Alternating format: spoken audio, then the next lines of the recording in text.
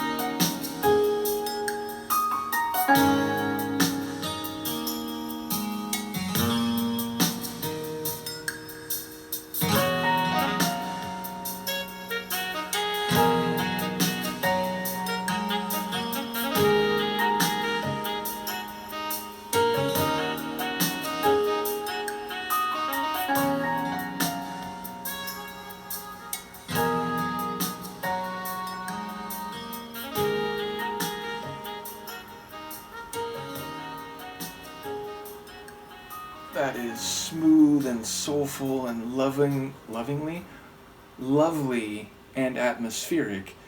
And yeah, I was actually correct. It was an instrumental which had vibes. It felt, in fact, because of the phrase music for tables, I was thinking of like a still life gallery, a series of images of, tables with a flower pot or with, a bowl of fruit, something like very simple and domestic and yet very aesthetically and visually appealing, and with this playing in the background. And again, I suppose, as I mentioned, tables don't have ears or brains, and in that regard, maybe a just atmospheric, smooth melody is what they would listen to, so to speak, if they could. So yeah, it feels like a very outrageous or absurd title, and yet it was perfectly fitting, and my brain, again, probably influenced by thinking about the title, was seeing a series of simple yet tranquil images as a light little piano riff, a brass instrument of some kind. I'm not sure if that was a sax, but yes, all the parts had a smooth, soulful quality to them. And, to be fair, the album has a soulful sound overall, and, different songs have a different degree or character of that, but definitely, less, let's say, synth pop, synth rock like some of their earlier tunes, or like earlier albums. So it feels like this is very much from the era of the Seeds of Love.